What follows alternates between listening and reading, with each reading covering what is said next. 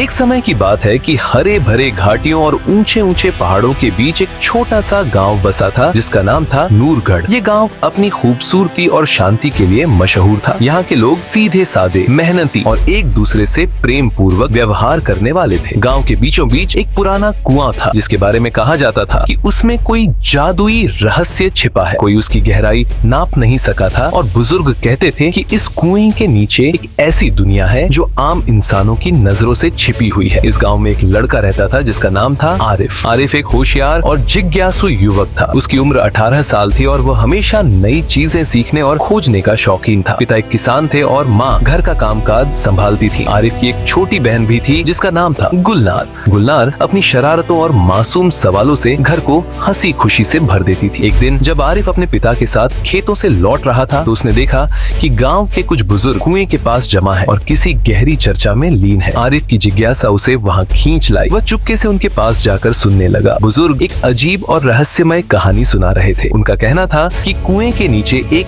गुप्त रास्ता है जो एक ऐसी जमीन की ओर जाता है जहां समय ठहरा हुआ है। वहां के रहने वालों को न भूख लगती है, न प्यास और न ही वे बूढ़े होते हैं। उस जमीन का नाम था अविनाशी पहाड़। आरिफ के दिल में एक अजीब सी बेचैनी पैदा हुई। वह सोचने लगा कि अगर यह कहानी सच है तो उसे जरूर उस जमीन को देखना चाहिए। उसने अपने पिता से इस बारे में बात की लेकिन पिता ने इसे कल्पित कथा कहकर बात टाल दी। मगर आरिफ का मन संतुष्ट नहीं हुआ। वह सारी रात यही सोचता रहा कि क्या वाकई कुएं के नीचे कोई ऐसी दुनिया मौजूद है। अगली सुबह जब सूरज की पहली किरण ने गांव को छुआ, आरिफ ने अपना बैग उठाया। उसमें कुछ खाने पीने की चीजें, एक रस्सी और एक टॉर्च रखी और कुएं की ओर निकल पड़ा। गांव वालों की नजरों से बचता हुआ वह कुएं के पास पहुंचा। उसने रस्सी को कुएं के किनारे बांधा और धीरे धीरे नीचे उतरने लगा। कुएं की गहराई उसे अंधेरे में ले गई और उसका दिल जोर जोर से धड़कने लगा। टॉर्च की रोशनी में उसे दीवारों पर कुछ अजीब से चिन्ह और शिलालेख दिखाई दिए जो किसी प्राचीन भाषा में थे। वह उन्हें समझ नहीं सका लेकिन उसे यकीन था कि वह किसी बड़े रहस्य की ओर बढ़ रहा है। काफी देर तक नीचे उतरने के बाद उसे जमीन का एहसास हुआ। उसने रस्सी छोड़ दी और अपने चारों ओर देखा। वह एक सुरंग में खड़ा था जिसके अंतिम छोर पर हल्की सी रोशनी चमक रही थी। आरिफ ने अपने कदम आगे बढ़ाए और उस रोशनी की ओर चल पड़ा। जैसे ही वह सुरंग के अंत तक पहुंचा, उसके सामने एक ऐसी दुनिया खुली कि उसकी आंखें आश्चर्य से फैल गईं। हरे भरे मैदान, रंग बिरंगे फूल और एक ऐसी खुशबू जो उसने पहले कभी नहीं सूंघी थी। ये वही अविनाशी बहार थी जिसके बारे में बुजुर्गों ने बताया था। आरिफ ने देखा कि वहाँ के लोग अजीब से चमकदार और हल्के कपड़े पहने हुए थे। वे उसे देखकर मुस्कुराए और उसका स्वागत किया। उन्होंने बताया कि यह जमीन समय से परे है और यहाँ आने वाला हर व्यक्ति हमेशा जवान रहता है। आरिफ हैरान था लेकिन यह सब उसे किसी सपने जैसा लग रहा था। उसने तय किया कि वह इस जगह के बारे में और जानना चाहता है। इस जमीन के नेता जिनका नाम था एलार, आरिफ को एक भव्य महल में ले गए। वहाँ उन्होंने बताया कि अविनाशी बहार की रक्षा एक प्राचीन तिलिस्म से होती है जो एक खास रत्न में बंद है। ये रत्न दिल ए नूर कहलाता है। लेकिन एलार ने दुख के साथ बताया कि कुछ समय पहले एक शरारती शक्ति ने इस रत्न को चुराने की कोशिश की थी और अब इसकी ताकत कमजोर हो रही है। अगर दिल ए नूर पूरी तरह से कमजोर हो गया तो अविनाशी बहार नष्ट हो जाएगी। आरिफ ने पूछा कि क्या वह इस रत्न को बचाने में मदद कर सकता है। एलार ने उसकी हिम्मत की तारीफ की और कहा कि यह काम आसान नहीं है। उसे 3 परीक्षाओं से गुजरना होगा, बुद्धि, साहस और सच्चाई। आरिफ ने बिना झिझके हामी भर ली। उसे नहीं पता था कि उसके सामने क्या चुनौतियां हैं लेकिन उसके दिल में एक संकल्प था कि वह इस जमीन को बचाएगा। आरिफ को पहली परीक्षा बुद्धि की दी गई। एलार उसे एक पुराने पुस्तकालय में ले गया जहाँ दीवारों पर हजारों किताबें सजी थी। हर किताब में शाश्वत वसंत का इतिहास, उसके रहस्य और जादुई तंत्रों की जानकारी थी। एलार ने आरिफ को बताया कि दिल ए नूर को फिर से शक्तिशाली बनाने के लिए एक खास ताबीज की जरूरत है जो इस पुस्तकालय में कहीं छिपा हुआ है। लेकिन उसे खोजने के लिए आरिफ को एक पहेली हल करनी होगी। पहेली कुछ इस प्रकार थी: मैं वह हूँ जो हर चीज को जोड़ता हूँ लेकिन खुद कभी दिखाई नहीं देता। मैं शब्दों में छिपा हूँ और अर्थ को उजागर करता हूँ। मुझे खोजो वरना ज्ञान का खजाना तुमसे दूर रहेगा। आरिफ गहरी सोच में डूब गया और इस पहेली पर ध्यान देने लगा। उसने पुस्तकालय की अलमारियों का निरीक्षण किया, किताबों के शीर्षक पढ़े और दीवारों पर उकेरी गई लिखावटों को देखा। कई घंटों की मेहनत के बाद उसे एक पुरानी किताब मिली जिसका नाम था ज्ञान का संबंध। जब उसने वह किताब खोली तो उसमें उसे एक चमकदार ताबीज मिला जो रोशनी से चमक रहा था। एलार मुस्कुराया और कहा कि आरिफ आरिफ ने पहली परीक्षा पास कर ली है, लेकिन अब उसे हिम्मत की परीक्षा देनी थी। इसके लिए उसे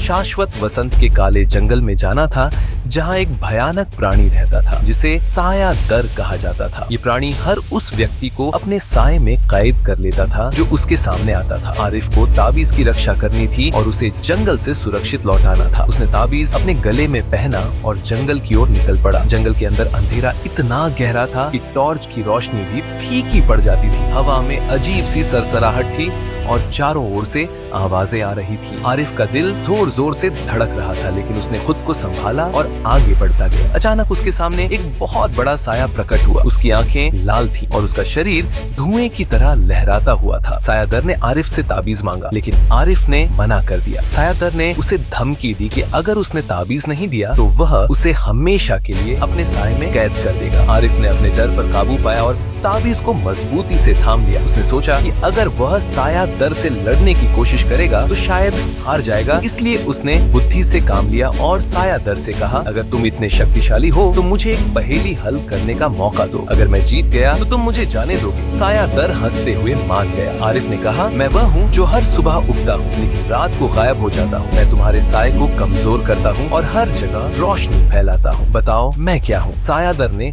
बहुत सोचा लेकिन उत्तर न दे सका। आखिरकार उसने हार मान ली और आरिफ को जाने दिया। आरिफ ताबीज लेकर एलआर के पास लौट आया। एलआर ने आरिफ की हिम्मत की सराहना की और कहा कि अब उसे अंतिम परीक्षा देनी है, सच्चाई की परीक्षा। इस परीक्षा के लिए आरिफ को अपने दिल के सबसे गहरे रहस्य को उजागर करना था। यह आरिफ के लिए सबसे कठिन परीक्षा थी, क्योंकि इसमें उसे अपनी कमजोरियों और डर को सबके सामने लाना था। आरिफ को एक भव्य हॉल में ले जाया गया, जहाँ शाश्वत, वसंत, अब्दी बहार के सभी नेता एकत्र थे। हॉल के बीचों बीच एक बड़ा आईना रखा था, जिसे सच का आईना कहा जाता था। एलआर ने बताया कि यह आईना उस हर व्यक्ति के दिल की गहराइयों को देख सकता है जो इसके सामने खड़ा होता है। आरिफ को इस आईने के सामने खड़े होकर अपनी जिंदगी के सबसे बड़े राज को बताना था। आरिफ के दिल में एक अजीब सी घबराहट थी। वह हमेशा से एक साहसी और आत्मसम्मानी लड़का रहा था, लेकिन उसके दिल में एक डर छिपा था जो उसने कभी किसी से साझा नहीं किया था। उसे डर था कि वह अपने माता पिता और गांव वालों की उम्मीदों पर